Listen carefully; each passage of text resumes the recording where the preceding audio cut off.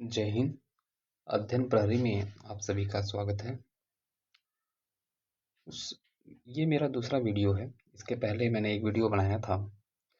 उस वीडियो में मैंने आप सभी के समक्ष ये बात कही थी कि हम लोग यूपीपीसीएस की परीक्षा को दृष्टिगत रखते हुए जो नोट्स हम लोग बनाए हैं आप सभी के बीच रखेंगे, वह नोट्स कुछ यूनिक होगा।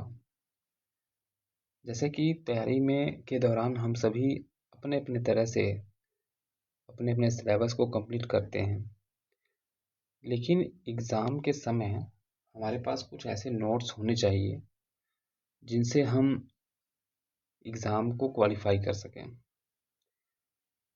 मेरे कहने का सीधा सीधा मतलब ये है कि अंतिम क्षणों में हमारे पास कुछ ऐसे शॉर्ट नोट्स हों जिन्हें हम मैक्सिमम बार रिवाइज कर सकें। इसके लिए हमने आपसे कहा था कि जितने भी महत्वपूर्ण संस्थाएं जिनका एक नाम है पीसीएस की परीक्षा की तैयारी कराने में, जो वर्ष में अपने टेस्ट सीरीज जारी करती हैं, उन टेस्ट सीरीज से जो महत्वपूर्ण प्रश्न होंगे उनका हम एक शॉर्ट नोट बनाएंगे और उस शॉर्ट नोट के द्वारा आप सभी को रिवाइज कराने का प्रयास करेंगे। और इसके बाद हम टेलीग्राम पर भी उसे पोस्ट करेंगे जिससे आप सभी उसे प्रिंट आउट निकाल सकें और एक अच्छी खासी नोट्स आप सभी को आसानी से हम मुहैया करा सकें। इसके लिए हमने आपसे बात कहा था। तो इस सीरीज में सबसे पहले हम पॉलिटी का शॉर्ट नोट आप सभी के सामने रख रहे हैं। पॉलिटी का शॉर्ट नोट ऐसा नोट्स है जिसमें आप कम से कम 4 से 5 बड़ी संस्थाओं जो हैं उनके सेक्शनल टेस्ट जो वो जारी किए हैं उनके हम नोट्स बनाकर आपको इस सीरीज में उपलब्ध कराएंगे। और वो नोट्स ऐसे रहेंगे, यूँ कहिए कि अगर 100% किसी संस्था ने अपने टेस्ट सीरीज में प्रश्नों को चुनने में ध्यान रखा है तो हम उन प्रश्नों को तो उनके ऑप्शन के आधार पे तो इसमें डाले ही हैं, बल्कि अलग से 200-250% या ये कहिए कि अगर उन्होंने 10 प्रश्न दिए हैं तो हमने उन 10 प्रश्नों के अंदर जाकर उसे 20 से 25 प्रश्न बनाने का प्रयास किया है। इस तरह से सिर्फ पॉलिटी में अगर हम 4 से 5 टेस्ट सीरीज, मतलब या कहिए कि 100 प्रश्न प्रत्येक सीरीज में अगर रखे हैं तो 500 क्वेश्चन के साथ साथ कम से कम 4 प्रश्न और इस तरह से 2000 प्रश्न का हम आपको नोट्स देंगे। ये नोट्स अंतिम क्षणों में आप अच्छे से रिवाइज कर सकेंगे। अंतिम क्षणों में क्या, आप अभी से इसका रिवाइज करना प्रारंभ कर देंगे। यूट्यूब पे मेरी क्लासेस आएंगी, इसके बाद टेलीग्राम से आप इन नोट्स को प्रिंट आउट करा लेंगे। आप देखेंगे कि प्रत्येक विषय में आपके पास 25 से 30 पेजेस का नोट्स होगा आपके पास। अगर सभी विषयों को ले लिया जाए, अगर हम यूँ कहिए कि 6 विषय कह सकते हैं, जैसे history, polity, economics, geography, science, environment, अगर मोटा हम इन 6 विषयों का भी अगर आपको नोट्स देते हैं तो कुल मिला के मैक्सिमम 200 पेज का नोट्स आपके पास होगा। और यदि 200 पेज आप अंतिम क्षणों में 1 महीना एग्ज़ाम रह जाए, आप उसे रिवाइज़ करना चाहें, तो मेरे ख़्याल से कम 15 से 20 बार रिवाइज़ करेंगे। इस तरह से देखेंगे आप कि एक अच्छा खासा नोट्स होगा। आप अभी जैसे पढ़ रहे हैं वैसे पढ़ते रहिए। इस नोट्स के चिंता आप मुझ पर छोड़िए। आपको एक अच्छा खासा नोट्स, अच्छा मटेरियल तैयार करके हम देंगे, जिसे आप अंतिम क्षणों में रिवाइज़ करेंगे।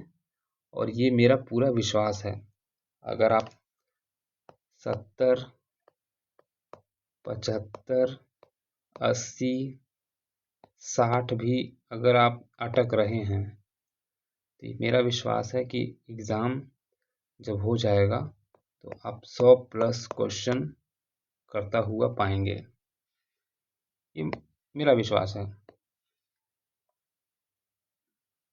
तो आज पहली क्लास है, इसमें हम पॉलिटी देखेंगे।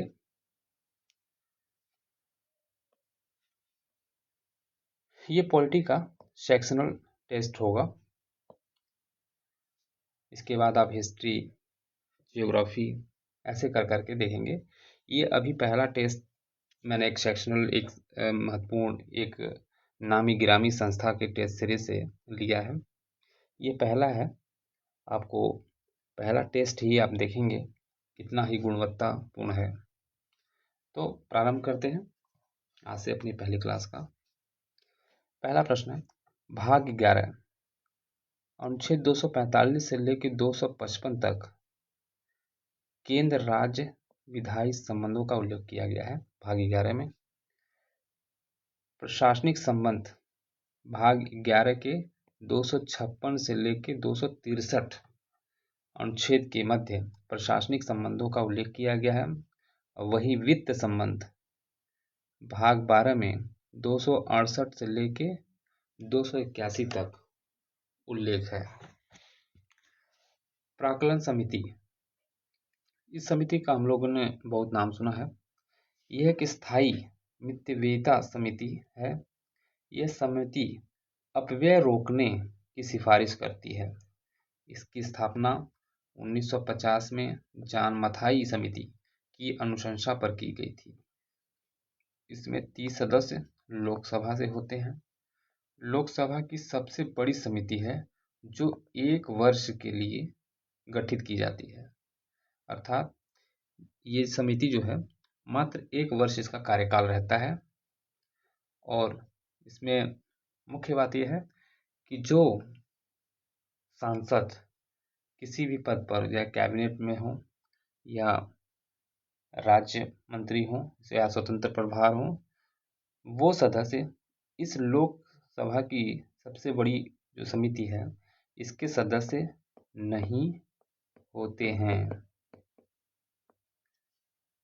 अगला टॉपिक है इसमें, जो वर्तमान अध्यक्ष हैं संजय जायसवाल जी हैं, जिनका कार्यकाल 2025 से 26 के लिए है। इसी के साथ लोक लेखा समिति के बारे में देखेंगे। इसका गठन 1921 में किया गया। इसमें कुल 22 सदस्य हैं, 15 लोकसभा से और 7 राज्यसभा से। भारत का निर्वाचन आयोग, काफी ये एग्जाम में काफी आपको देखने को मिलेगा। भारत का निर्वाचन आयोग, प्रश्न अक्सर ऐसा आता है कि इनमें से भारत का निर्वाचन आयोग कौन कौन से पदों का निर्वाचन कराता है, जैसे राष्ट्रपति, उपराष्ट्रपति, राज्य विधानमंडल का निर्वाचन। तो उसी तरह का हमने प्रश्न बनाया इसमें। यह राष्ट्रपति, उपराष्ट्रपति तथा विधानमंडल का निर्वाचन कराता है। अर्थात विधानसभा का जो चुनाव होता है उसमें भी भारत का निर्वाचन आयोग अपनी जिम्मेदारी का निर्वहन करता है। राज्य निर्वाचन आयोग स्थानीय निकाय का चुनाव कराता है। ध्यान देंगे, जो राज्य निर्वाचन आयोग हैं वो स्थानीय निकाय का चुनाव कराते हैं। कई बार हमें लगता है कि जो राज्य के विधानमंडल का जो निर्वाचन है वो राज्य निर्वाचन आयोग कराता है, जबकि ऐसा नहीं है। राज्य निर्वाचन आयोग जितने स्थानीय निकाय का चुनाव होता है, जैसे मेयर का चुनाव हो गया या जिला पंचायत का चुनाव हो गया, इन सब को कंडक्ट कराने की जिम्मेदारी राज्य निर्वाचन आयोग की है। अगला प्रश्न है, देखिए निर्वाचन संबंधी जो अनुच्छेद है 324 से 329 के बीच में है। परीक्षा में अनुच्छेद 20 के बारे में काफी बार आता है। अनुच्छेद 20 कुछ 4 विकल्प दिए रहेंगे, एक विकल्प अनुच्छेद 20 को डिफाइन नहीं करता है, ऐसा ही हम लोग को देखने को मिलता है। अनुच्छेद 20 के बारे में देखेंगे, किसी भी व्यक्ति को एक अपराध के लिए केवल एक बार सजा मिलेगी। अपराध करने के समय जो कानून है उसी के तहत सजा मिलेगी। इसमें ये भी प्रावधान दिए गए हैं अनुच्छेद 20 के तहत कि अपराध करने के समय, अर्थात यदि 2024 में किसी ने अपराध किया है, अगर 2025 में भी उसमें कुछ संशोधन हो जाता है तो वो 2024 के समय जैसा अपराध के लिए कानून रहा होगा, दंड देने की जो प्रावधान रहे होंगे, उसी हिसाब से उन्हें दंड मिलेगा। अगला इसमें है, किसी भी व्यक्ति को समय के विरुद्ध न्यायालय में गवाही देने के लिए बाध्य नहीं किया जाएगा। अर्थात किसी व्यक्ति ने कोई जुर्म किया है तो कानून हमारा उन्हें जबरदस्ती गवाही के लिए बाध्य नहीं करेगा कि आप कबूल कीजिए कि आपने ये जुर्म किया है। संविधान संशोधन विधेयक, संविधान संशोधन विधेयक के बारे में हमें देखने को मिलता है कि संविधान संशोधन विधेयक संविधान में कहाँ से लिया गया है, सभी जानते हैं दक्षिण अफ्रीका से लिया गया है। उसी तरह से संविधान संशोधन विधेयक संसद के किसी भी सदन में पेश किया जा सकता है। संविधान संशोधन विधेयक अर्थात संविधान के किसी अनुच्छेद में, किसी भाग में, किसी अनुसूची में अगर कभी संशोधन करना हो तो यह सदन में, किसी भी सदन में, चाहे लोकसभा हो या राज्यसभा में पेश किया जा सकता है। संशोधन विधेयक को पेश करने से पूर्व राष्ट्रपति की सहमति की आवश्यकता नहीं होती है। ध्यान देंगे, नहीं होती है। विधेयक को प्रत्येक सदन में विशेष बहुमत से पारित होना होता है, साधारण बहुमत से नहीं बल्कि विशेष बहुमत से पारित होना होता है। अगला है, कुछ राज्य हैं उनकी लोकसभा सीटों की संख्या परीक्षा में अक्सर पूछा जाता है। उसी के क्रम में तमिलनाडु में 39, राजस्थान में 25, गुजरात में 26, महाराष्ट्र में 48। अब हमें एग्जाम में देखते हैं कि काफ़ी प्रश्नों की श्रृंखला काफ़ी अधिक होती है, याद करने के लिए हमें तरह तरह के ट्रिक अपनाने पड़ते हैं। तो उन ट्रिक के मामले में अगर हम आपको कुछ समझने के लिए बताएं तो देश में सबसे ज़्यादा सीटें कहाँ हैं? यूपी में 80, दूसरे स्थान पे महाराष्ट्र। तो याद करने के लिए आप ऐसे भी रख सकते हैं कि दूसरे स्थान पे महाराष्ट्र है जिसके पास 48 सीटें हैं। सबसे ज़्यादा यूपी की 80 सीटें, उसके बाद दूसरे स्थान पे महाराष्ट्र का जिसके पास 48 सीटें हैं। उसके बाद देखेंगे राजस्थान 25, गुजरात 26। शून्यकाल, शून्यकाल में विचार हेतु विशेष विषय पहले से निर्धारित नहीं होता है। शून्यकाल का जो समय होता है उसमें अगर कोई भी विचार हेतु कोई विषय लाना हो तो वो पहले से प्रस्तावित नहीं होता है। भारतीय संसद प्रक्रिया में शून्यकाल का उल्लेख नहीं है। भारतीय संसद प्रक्रिया में शून्यकाल का उल्लेख नहीं है। यह एक मध्य समय में जाकर अपनाई गई थी। जब संविधान बना था तो उस समय शून्यकाल का कहीं उल्लेख नहीं दिया गया था। बिना पूर्व सूचना के भी सार्वजनिक महत्व के प्रश्न उठा सकते हैं। शून्यकाल का समय 12 बजे से लेके 1 बजे तक। यह व्यवस्था 1962 से प्रारंभ हुई। कारण 1962 में भारत चीन युद्ध के दौरान संसद का शीतकालीन सत्र जल्दी शुरू हो गया, प्रश्नकाल स्थगित कर दिया गया, जिससे शून्यकाल की आवश्यकता हुई। राज्य लोक सेवा आयोग भाग 14 अनुच्छेद 315 से लेकर 323 तक राज्य लोक सेवा आयोग का उल्लेख किया गया है। अध्यक्ष कार्यकाल जो है 6 वर्ष या 62 वर्ष। राज्यपाल अध्यक्ष एवं सदस्यों की नियुक्ति करते हैं। राज्यपाल जो होते हैं अध्यक्ष और सदस्यों की नियुक्ति करते हैं। आयोग प्रतिवर्ष राज्यपाल को अपने कार्य की रिपोर्ट सौंपता है। राज्यपाल इसके अध्यक्ष एवं सदस्यों को नहीं हटा सकते हैं, केवल राष्ट्रपति ही हटा सकता है। ध्यान देंगे, राज्य लोक सेवा आयोग के अध्यक्ष या सदस्यों को हटाने की जिम्मेदारी केवल राष्ट्रपति की होती है। इनके सदस्यों की संख्या संविधान में तय नहीं की गई है, बल्कि राज्य के राज्यपाल के विवेक पर निर्भर करता है कि वो इसमें कितने सदस्यों की संख्या में बढ़ोतरी करे या घटोतरी करे। अगला देखेंगे, उच्च न्यायालय। विभिन्न राज्यों के उच्च न्यायालय और उनके स्थापना वर्ष। इलाहाबाद 1866 में, हिमाचल प्रदेश 1971, जम्मू कश्मीर 1928, पटना 1916, गुवाहाटी 1948, पंजाब प्लस हरियाणा 1947, गुजरात 1960, दिल्ली 1966, केरल 1956, आंध्र प्रदेश 2019 और मद्रास, बॉम्बे, कलकत्ता 1862, अर्थात अंग्रेजों के समय में मद्रास, बॉम्बे, कलकत्ता का निर्माण हुआ था। अगला है पेशा अधिनियम 1996। दिलीप सिंह भूरिया की अध्यक्षता में गठन 1994 में हुआ, 1996 में इम्प्लीमेंट में लाया गया। यह अधिनियम अनुसूचित क्षेत्रों में रहने वाले आदिवासी समुदायों को स्वशासन का अधिकार देता है। हमने जिस प्रतिष्ठित टेस्ट सीरीज से अपने इन नोट्स को तैयार किया गया है, उसमें मात्र 1 से 2 ही टॉपिक, इतना ही टॉपिक दिया गया था, लेकिन हमने ये जो आप देख रहे हैं, ये अतिरिक्त हमने विभिन्न स्रोतों से लिया है, जिससे अगर आगामी परीक्षा में इससे न आए, ये आ जाए तो आप इसे आसानी से कर सकें।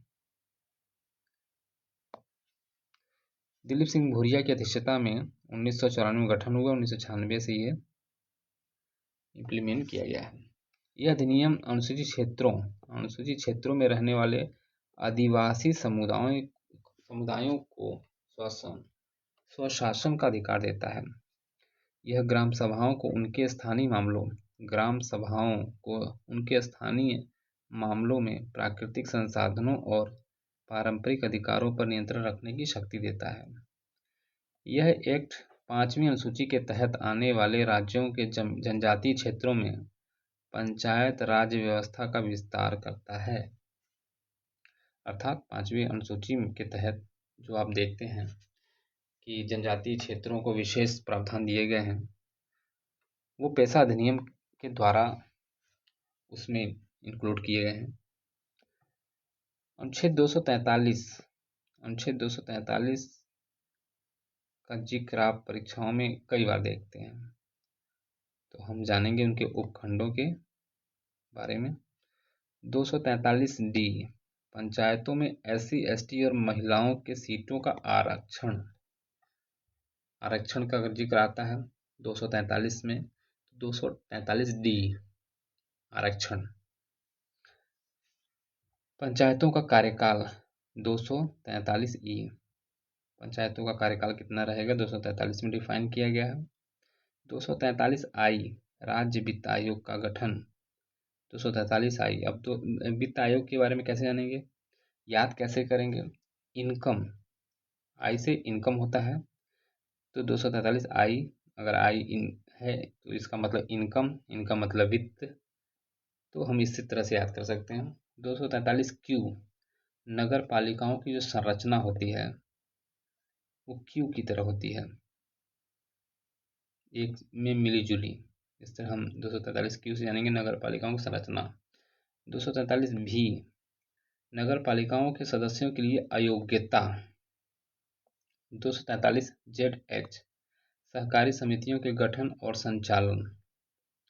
243 T नगर पालिकाओं में महिलाओं को कुल स्थानों का 1/3 भाग आरक्षित 1/3 भाग आरक्षित किया गया है। 243 T प्रधानमंत्री द्वारा कैबिनेट समितियों के अध्यक्ष। प्रधानमंत्री द्वारा कैबिनेट समितियों की अध्यक्षता। किन किन कैबिनेट समितियों का अध्यक्षता प्रधानमंत्री जी द्वारा की जाती है, याद रखेंगे। राजनीतिक मामलों पर कैबिनेट समिति। आर्थिक मामलों राजनीतिक मामलों पर कैबिनेट समिति, इसकी अध्यक्षता प्रधानमंत्री करेंगे। आर्थिक मामलों की कैबिनेट समिति की अध्यक्षता करेंगे। सुरक्षा पर कैबिनेट समिति की अध्यक्षता करेंगे। संसदीय मामलों और निवेश और विकास पर कैबिनेट समिति की अध्यक्षता नहीं करेंगे। यहाँ चूक कर सकते हैं आप। संसदीय मामलों और निवेश और विकास पर कैबिनेट समिति की अध्यक्षता नहीं करेंगे। अगला टॉपिक है समवर्ती सूची। समवर्ती सूची, इस सूची में शिक्षा, वन, विवाह और आपराधिक कानून इत्यादि आते हैं। इस सूची के अंतर्गत केंद्र एवं राज्य दोनों कानून बना सकती है, अर्थात समवर्ती सूची में केंद्र और राज्य दोनों को कानून बनाने की शक्ति दी गई है। अगला देखेंगे, टकराव की स्थिति में केंद्र का कानून राज्य के कानून पर हावी होगा, अर्थात समवर्ती सूची के किसी विषय पर और यदि केंद्र सरकार ने भी कानून बनाया है और राज्य सरकार ने भी कानून बनाया है, उस दशा में जो हावी होगा वो होगा केंद्र का कानून। इसका उल्लेख किया गया अनुच्छेद 254 के तहत। मूल रूप से 47 विषय थे इसमें, किंतु 1976-42वें संशोधन में राज्य सूची के 5 विषयों को समवर्ती सूची में शामिल किया गया। समवर्ती सूची का विचार ऑस्ट्रेलिया से लिया गया है। राष्ट्रपति संबंधी चुनाव। राष्ट्रपति संबंधी जो चीजें होती हैं, राष्ट्रपति के चुनाव संबंधी विवाद उच्चतम न्यायालय द्वारा विनिश्चित किए जाते हैं। राष्ट्रपति के निर्वाचन में संसद के दोनों सदन, लोकसभा, राज्यसभा, राज्य विधानसभा, दिल्ली व पुदुचेरी के निर्वाचित सदस्य भाग लेते हैं। ध्यान रखेंगे निर्वाचित, इसमें मनोनीत नहीं होते हैं। ठीक, वहीं उपराष्ट्रपति की जब बात होगी तो वहां मनोनीत सदस्य भी चुने जाते हैं। अगला है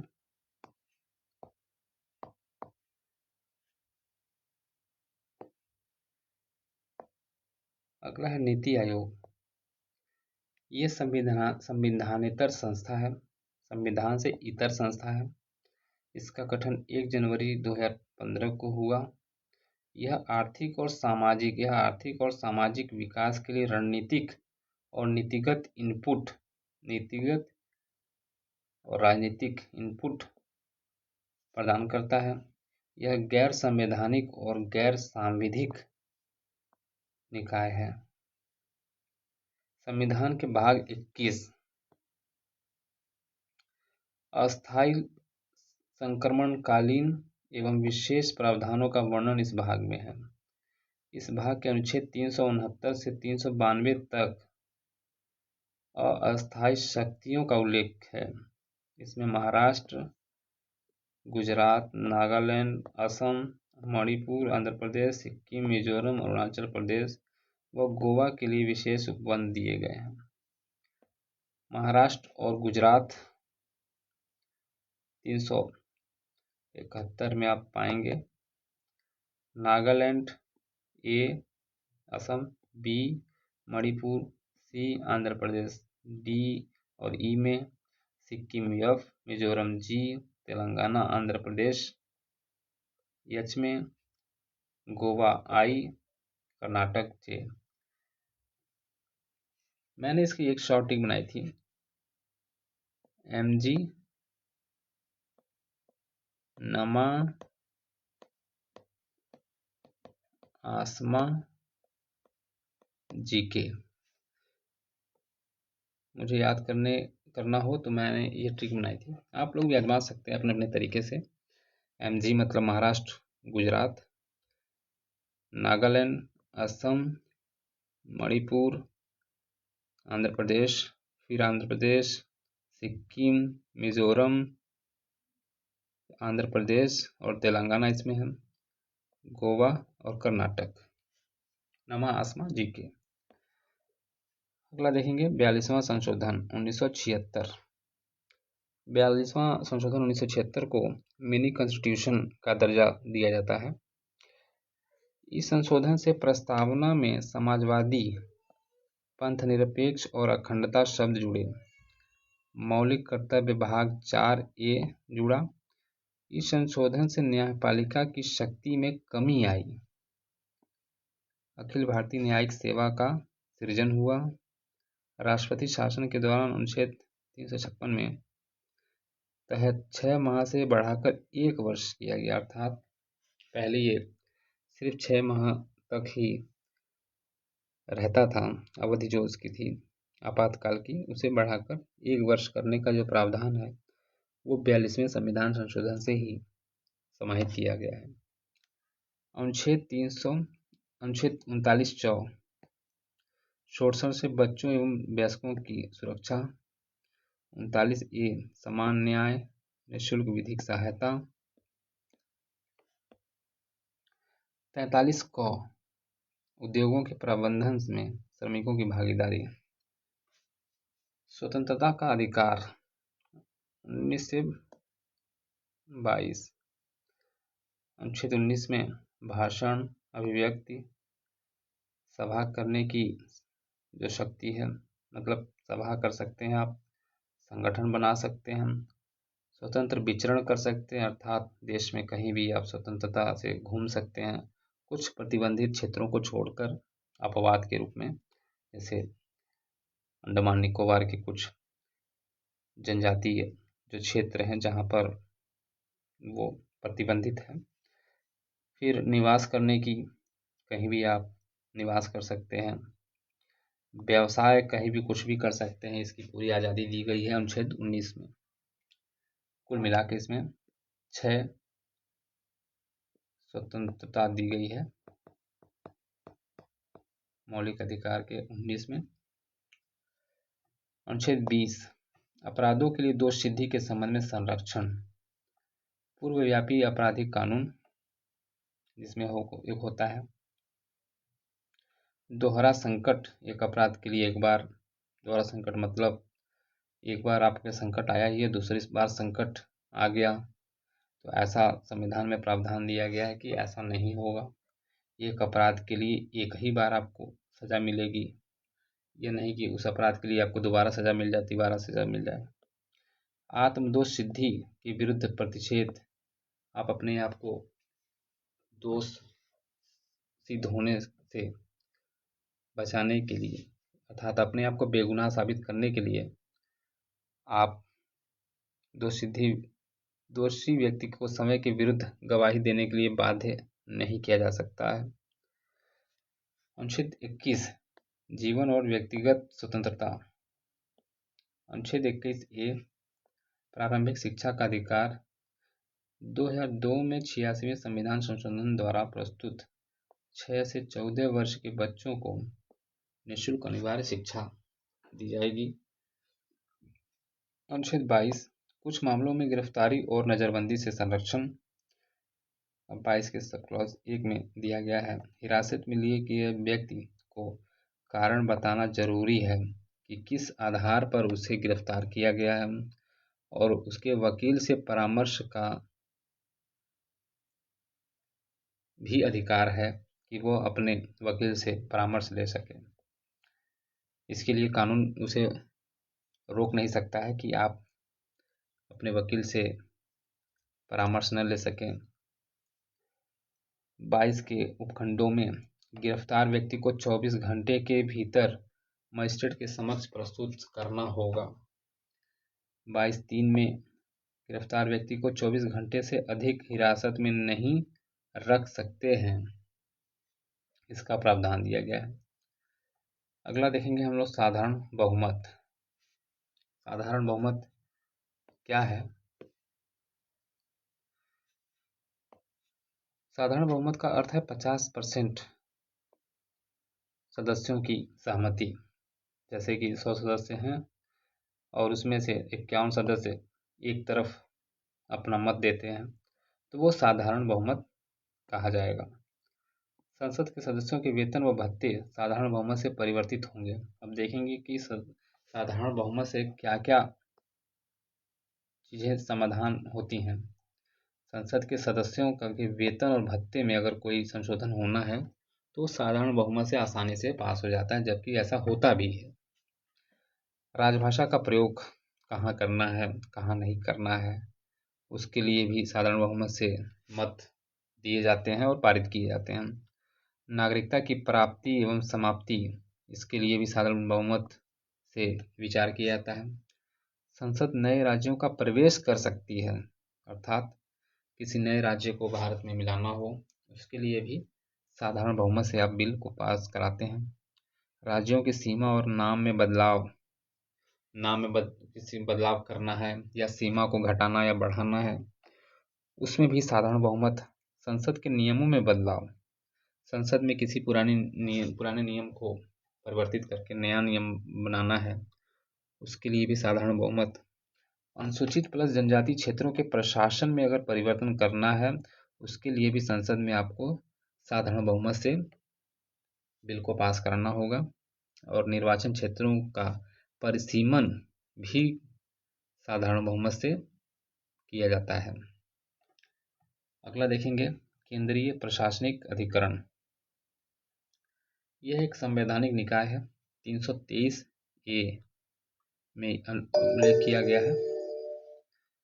1 नवंबर 1985 को हुआ था इस निकाय का स्थापना।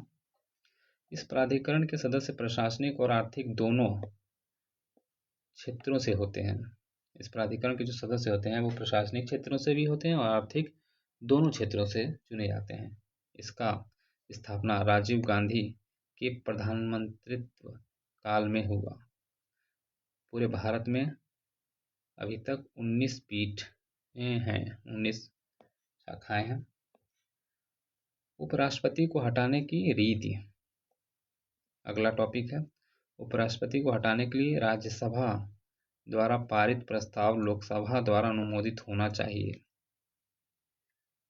उपराष्ट्रपति को हटाने के लिए प्रस्ताव पहले राज्यसभा में ही प्रस्तुत होगा। आपको एग्जाम में देखने को मिलेगा कि इनमें से कौन सी रीति नहीं है या कौन सी रीत है। तो मुख्य रूप से देखेंगे कि उपराष्ट्रपति को हटाने के लिए राज्यसभा द्वारा पारित प्रस्ताव लोकसभा द्वारा अनुमोदित होना चाहिए। उपराष्ट्रपति को हटाने के लिए प्रस्ताव पहले राज्यसभा में ही प्रस्तुत होना होगा। इस प्रकार देखेंगे अभी आधे घंटे की क्लास में हमने अपने नोट्स को अच्छे से रिवाइज किया है और यकीन मानिए आप परीक्षा हॉल में जब जाएंगे इसको करने के बाद तो आप एक कॉन्फिडेंट फील करेंगे और जो कम नंबर पढ़ रहे थे उसे आप पूरा कर सकते हैं आसानी से। आगे भी आपको सीरीज ऐसे ही मिलती जाएंगी। अभी इतना जान जाइए कि अभी मैंने एक टेस्ट सीरीज का 25% हिस्सा ही आपको कवर किया है जो 4 पेज में आया है।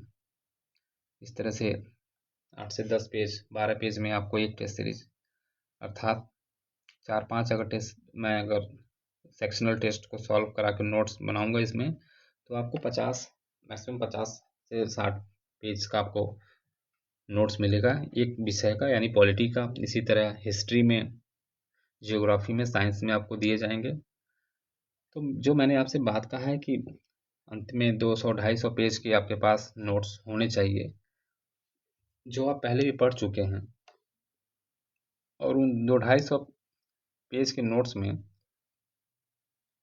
आप 50 से 60% पहले भी पढ़ चुके रहेंगे। परीक्षा हाल में आपको परीक्षा से पहले 1 महीने पहले आपको रिवाइज अगर करना हो तो यूँ कहिए कि मात्र 100 पेज ही आपको रिवाइज करना है। जिसे आप बहुत आसानी से करेंगे। तो इसी के साथ पहली क्लास से हम आज आपसे अनुमति चाहेंगे। आप प्रतिदिन हमारे इस क्लास से जुड़े रहिए। नोट्स आपको टेलीग्राम चैनल पर मिलेंगे। तब तक के लिए धन्यवाद। जय हिंद।